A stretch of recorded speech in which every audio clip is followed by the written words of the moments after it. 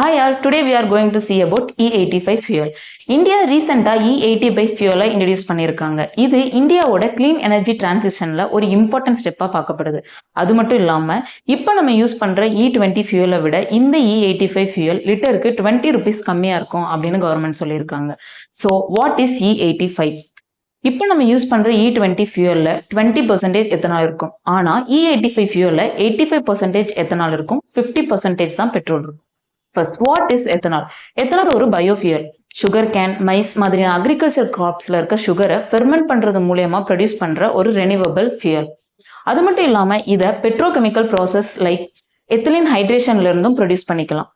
இந்த E85 ஃபியூலை alternative fuel சோர்ஸா use பண்ணிக்கலாம், chemical டிசால்வெண்டா use பண்ணலாம், ஆர்கானிக் காம்பனண்ட்டை சிந்தசிஸ் பண்றதுக்கு யூஸ் பண்ணலாம், மெடிக்கல் ஸ்ட்ரீம்ல ஆன்டிசெப்டிக் அண்ட் டிஸ்இன்ஃபெக்டன்ஸாகவும் நம்ம யூஸ் பண்ணலாம். இதோட ஸ்ட்ராட்டஜிக் இம்பார்ட்டன்ஸ் என்ன?